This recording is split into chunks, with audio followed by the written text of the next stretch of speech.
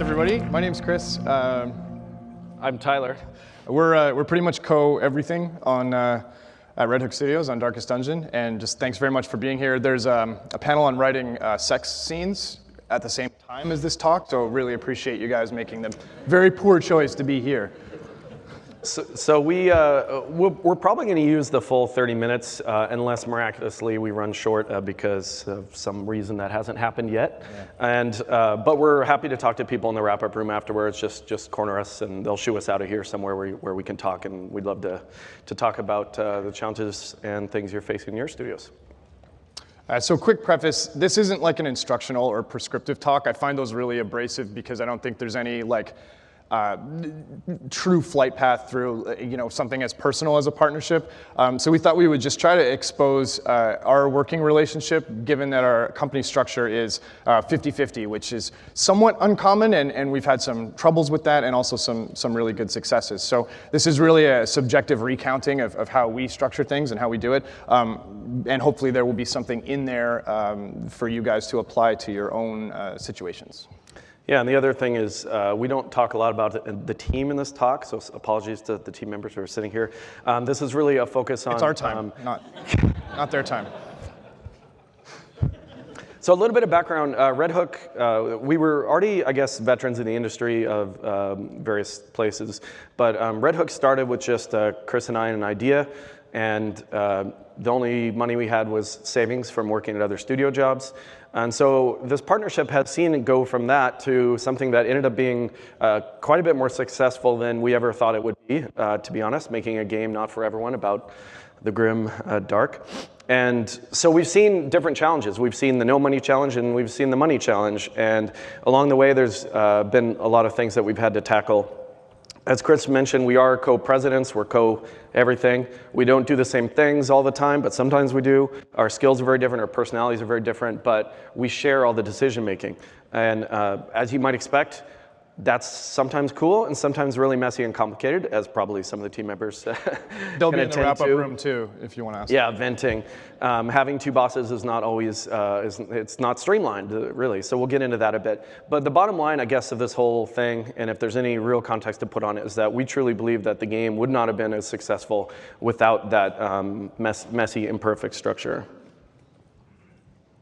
So, all the reasons why you would partner are pretty self-explanatory. So we're going to gloss over the good stuff. Just like a Steam review, we're going to ignore most of the good stuff and take it for granted, and then really focus on just the trash. It's not the first 100 hours that matters, it's that last 10 minutes. Yeah, it's a slap in the face. Wow, yeah. Just wow. So obviously you can accomplish more together than apart sometimes, having two people. The key takeaway of this talk is two people can do more work than one person. I know, let it sink in. There's moral support. You can really leverage different but compatible perspectives. That's all great and pretty self-explanatory. What sometimes gets overlooked, especially early on when you're talking about partnering up with someone, is you can lose the realism with all the enthusiasm.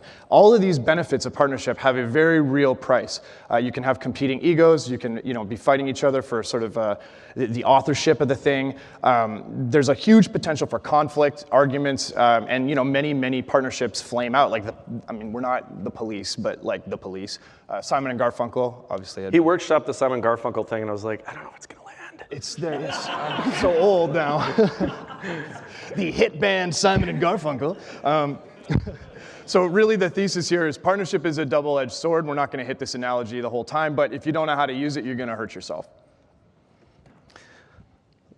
So I think this is pretty common. Usually when you decide you're going to partner with someone, hopefully you know them and you've done some things. But sometimes it's just you're sharing ambitions. You're like, I want to make a game, you want to make a game, let's do it.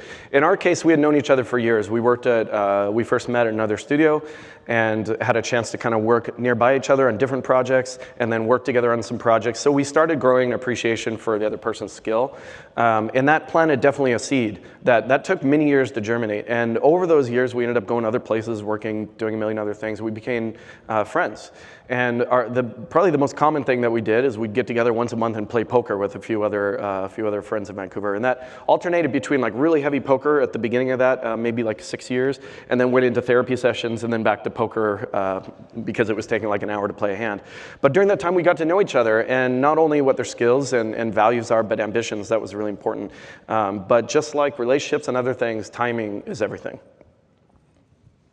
So once, we had talked about working together, we actually tried a webcomic at one point. It didn't make it very far. It never got out there, so don't go hunting. We thought about making a really elaborate choose your own adventure because we were figuring out ways to blend our skills. So when the timing finally came up, I'd like to say we both had disasters at our previous companies, which ended up being really fortuitous. But we're like, okay, we're doing this. But we discussed a lot of the hard stuff up front. And as you might expect, like the first thing is like, okay, well, who's the boss? Shortcut, spoiler alert, nobody's the boss. But the biggest thing was the 50-50 talk. There was a proposal for 5149 for really good symbolic reasons. And then that really, we had to confront those no-go lines. And we ended up at 50-50, and I guess the main message from this is like, and that was just as symbolic as the 5149. You want to have these discussions up front. I guess we're not trying to be prescriptive, but it's a bad idea to have that discussion after you've created something of value, like even if it's just, okay, now we have a full design. And it forced us to work through something hard at the beginning, just to test ourselves. Quite a scene in that Starbucks. Great reason to partner up. You can leverage your compatible interests, your skills. You can carve out areas of expertise. Really, it feels like you've got someone who's got your back. You're able to make progress in multiple SKUs at once. Again, glossing over the positive stuff. Yeah, the positives are kind of boring. However, as you might expect, apologies to all the Tony Danza fans, but who's the boss? The reality is, some areas require a lead. You can't just hey, we're gonna just link arms and make every decision. Our skills are different, our minds are different, and that's really difficult. I think that's an area can be heavy team confusion. It still happens. Chris will give a piece of direction, I'll come in and contravene that accidentally, or vice versa. One thing that is, I guess, been really helpful, but is also challenging, is the right now versus the future. Sometimes you take on a role to get it done, or like this needs done, or I'll do this, or maybe you're just better positioned to make that decision right then. But then the other person's thinking, oh wait, did I, you give feedback to the composer, and then I'm thinking, did I just, am I no longer the music guy? Was I ever the music guy? I don't know. But these are easy to think about in the short term, but they become really scary when you think about totality of like, am I handing over the keys to this part of the business?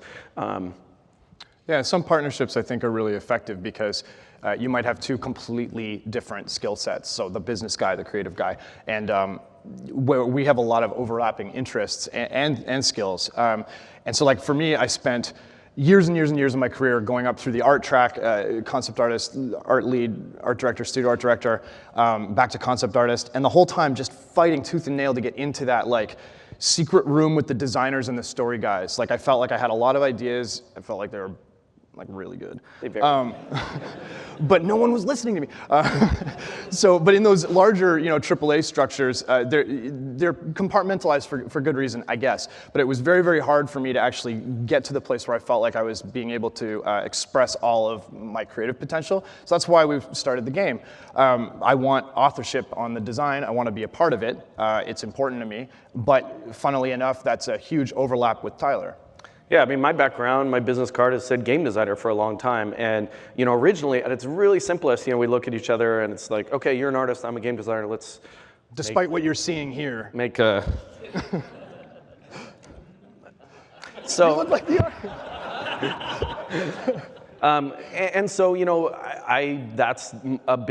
that's what I'm bringing to the partnership, is that background. But it's not that simple, so there's a lot of, the reality is like Darkest Dungeon was created by all of us, and a lot of the design decisions were made by Chris and I working together, and it's definitely challenges the ego a little bit, right, to figure out like what's your role and what's my identity, because sometimes you enter that with your own self-identity, and that tension is really hard, but it's also definitely really key to making things better, because like basically an outcome of that tension is that you make better decisions together. despite our extremely similar dress code, we're different people. We think differently. You know, and that means two sets of eyes, but sometimes two sets of eyes just represents like, you know, okay, someone might, you're thinking the same, you might catch a mistake that they missed. But when you fundamentally look at problems differently, it's better than that. It's a way to solve things from different angles and stress test all your decisions. And it really does apply to everything, you know, not just design, but business decisions, strategy, staffing, all that, and marketing. And I think that's been really helpful. And to like illustrate a little bit of our differences, I guess, using the poker analogy again, you know, Chris can read people really well. He can play the situation. He can play the person. He can manipulate? No. It's not a nice word. He can take the temperature of the situation really well. And that's a real advantage to have that sort of like bird's eye view and that intuitive gut feel.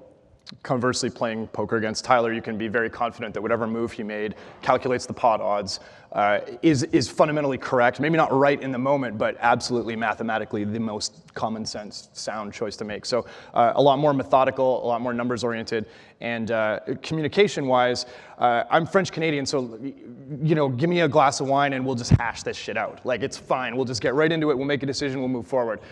Tyler's a little bit more asynchronous, so we've had to adapt our communication styles where, you know, I could be bigger and bombastic and then know that he needs to go away, take it, think about it, parse it a little bit, and just adjusting our workflow back and forth like that has been really helpful.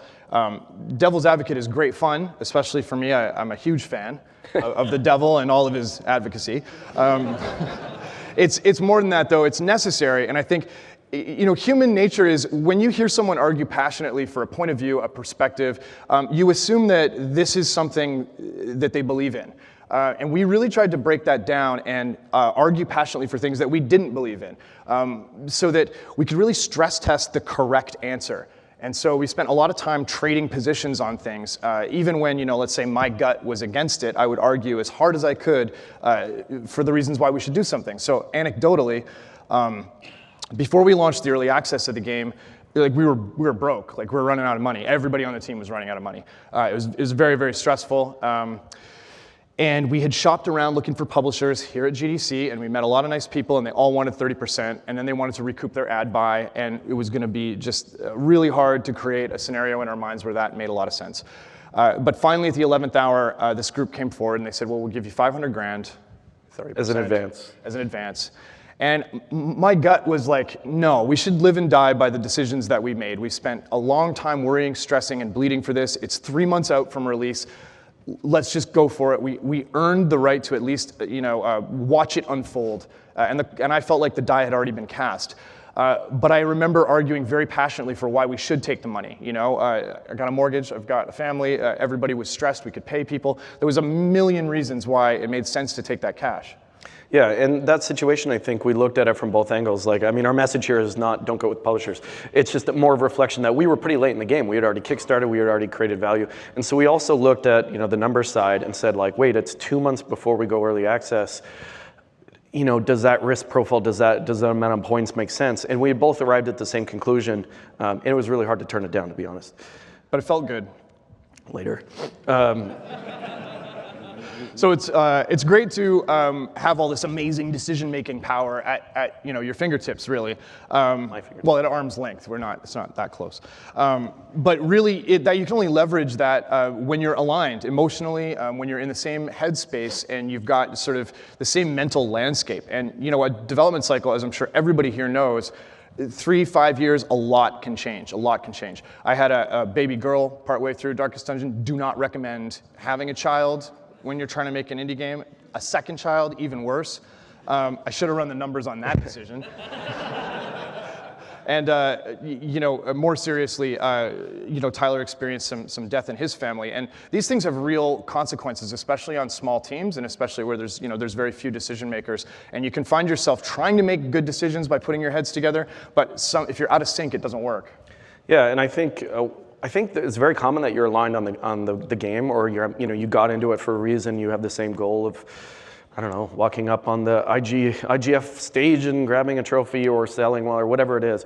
But those externalities are not always aligned. And that's the thing, like when you first get in it, you're like, oh, okay, you're not really worried about the long term. But if you have a good partnership, you're gonna wanna keep working. So in my case, like Chris mentioned, like 6 weeks after early access, my father passed away, and then just a year ago, one of my brothers passed away. So 2 deaths within one game development cycle, not recommended also. It was hard, and we had to lean on each other, had to lean on the team. It was tough, and basically last year I realized, okay, we got Crimson Court out, and it was like, I need a break. Like I am not, we're not aligned right now on just the life, but not so much the game. And so those were hard discussions. They weren't easy discussions, but I went away and I took the better part of a couple months off. And Chris, that meant more responsibility on Chris during that time. So those are, just handled it beautifully. So yeah, so those were hard discussions, but also those are real things that you might have to face over the course of several years. And I have a problem with this slide. Chris is dismissed, the highwayman. I'm Reynald. In this. Why am I looking at? I'm not even aware of what's happening. Because I've got your back. Yeah, I know, but he's just. I'll handle this. I try to be sincere like one time. I know. It doesn't work. It just looks like I'm completely oblivious to what's happening. Well, anyway, this is an obvious benefit. You don't have to do everything yourself. But paradoxically, having a partner who's very competent and focused on another area of the business especially working as a distributed team, you can create a real nice narrative around how you're doing more work than anyone else who's ever lived.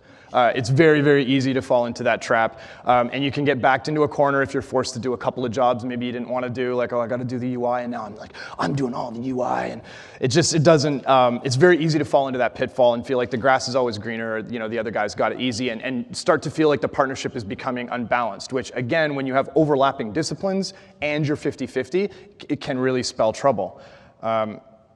Over time, I think what I struggled with in this area was the art in the game I thank God I have Trudy working with us now, but for the core game was all on me, and I felt a lot of pressure to deliver high quality stuff the best I could.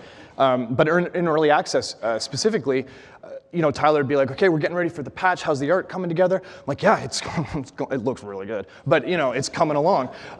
And I'm like, how's the design? He's like, oh, I looked at Excel and it fired out there. We'll see what the community says. We'll just see what they say. And paraphrasing. It's paraphrasing. Colorful. I said I was French Canadian. So I felt a disproportionate amount of pressure to do finished work, where I felt like over on the other side, it's like, oh, it's just a work in progress. Yeah, so that frames like your view of things, and so the pressure I was feeling simultaneous with all that going on is some weird reason. Several years ago, I went back and got an MBA because I was interested in entrepreneurship. But so I started doing more of these business operations thing, liaison with accountants and lawyers. I mean, these things just happen. They suck up time. Someone proposes a potential partnership. You're excited and you're looking into all this, and I felt like I was doing more and more things just to keep the wheels turning. Like when it was just a couple of us in a room, there was not much of that. But once there's a community, storefronts to manage, all these things, it just grows and grows. We all know this, right? It's so much work. And so I was feeling like, oh, I'm having to do these things that they're very thankless, and they're kind of hidden. It's like maintaining the car just so someone else can drive it all the time. And so I think like it's easy to get buried in your own perspective.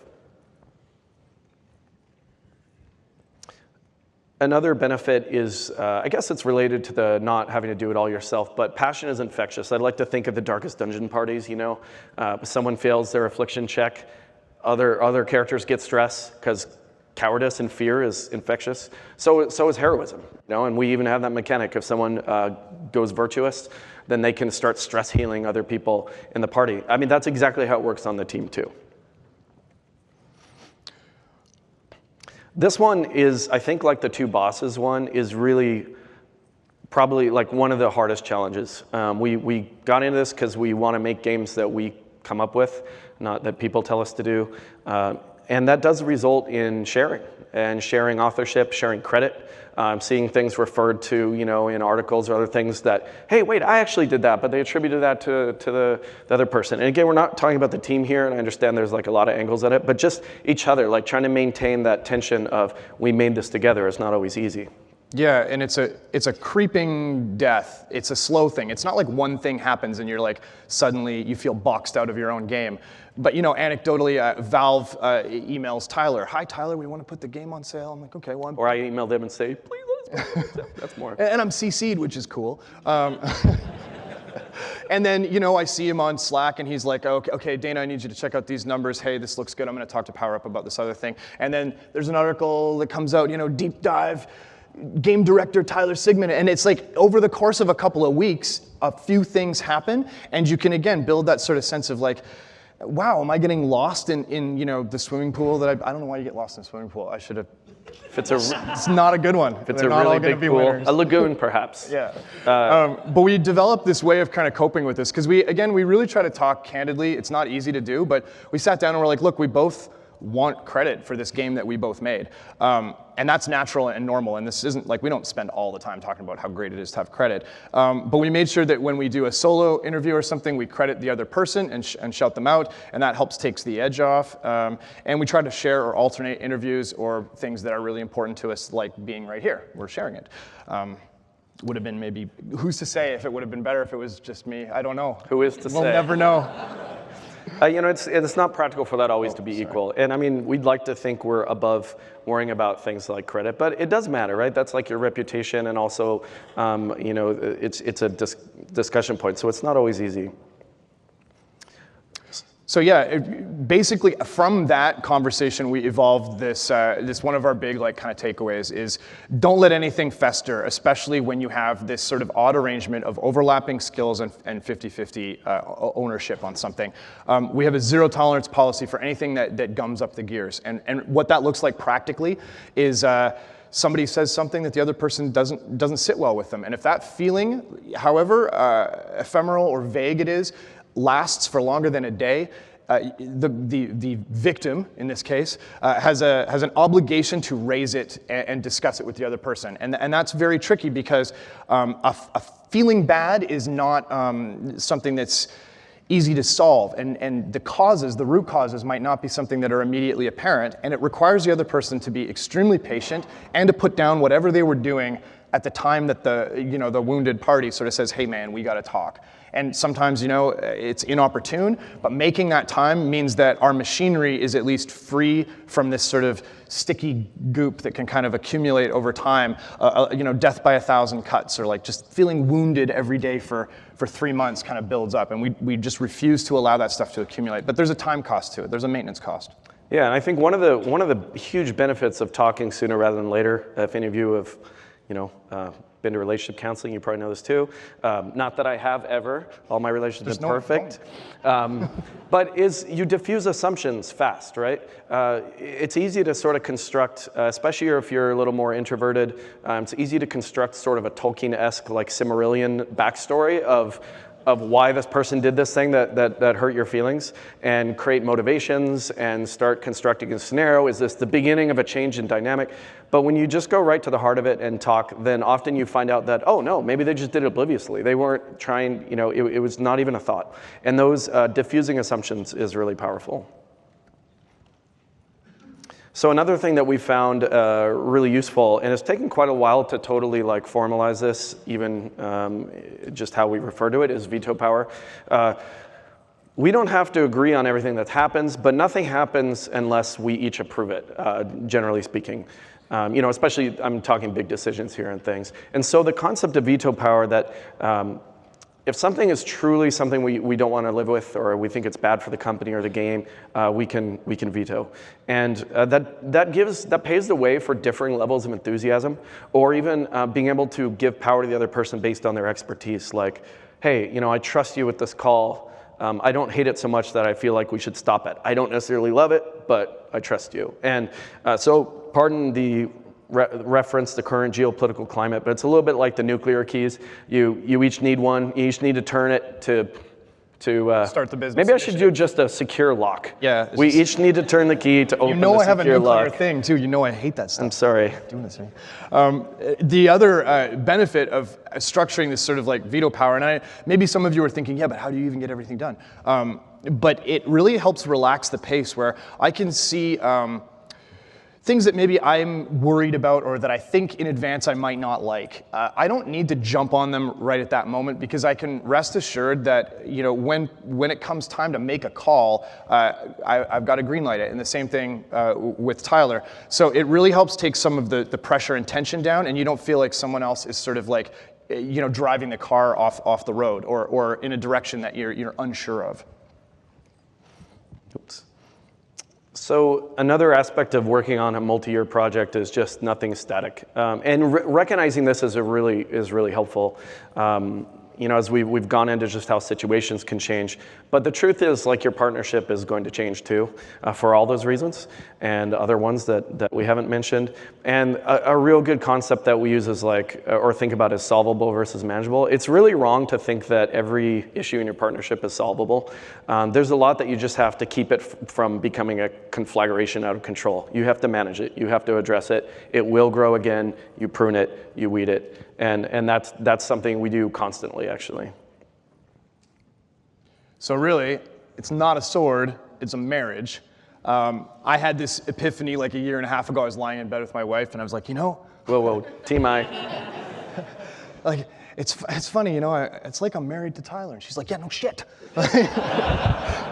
So maybe she should be giving this talk. When I got married to my actual wife, my dad took me aside, and he's kind of old school, and he's like, here's the deal, son. It's only a good marriage if you feel like you're doing 65% of the work and getting 20% of the recognition. And I'm like, okay, that's kind of old school. And he also says the only voice a man has is the invoice, so you got to take it with a grain of salt.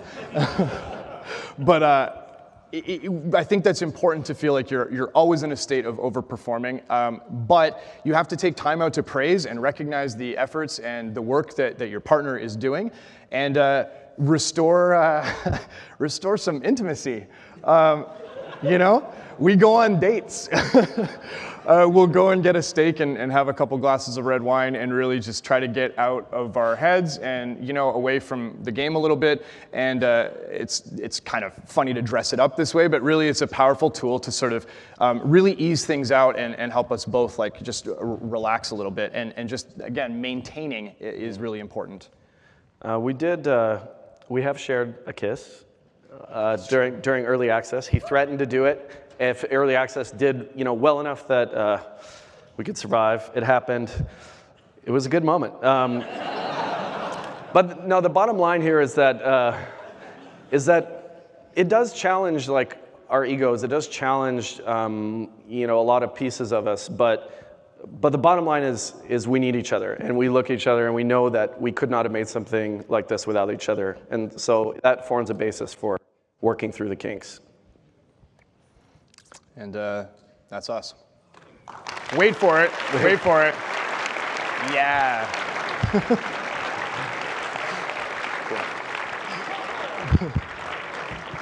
So we have time for one or two questions. If you've got a question for Tyler or Chris, please come to one of the mics in the aisles.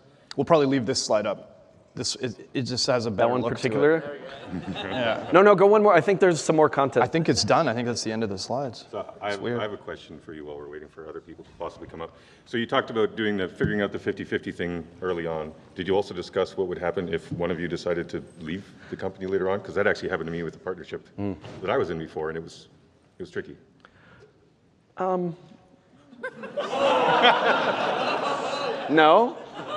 No? No. We had an interim agreement when we started that the ownership would shift back, because I had a sketchbook that I had written Darkest Dungeon in and had a bunch of drawings and some notes, and that was the 51-49 argument.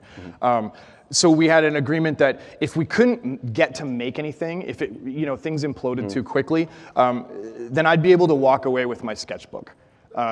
But then once we started to build something of value and really create a game together, we just broadened that to be sort of a standard shareholder and corporation shotgun clause thing, and just went from there. But there's a bit of time where it's kind of, I guess, in hindsight, maybe we shouldn't be giving any advice.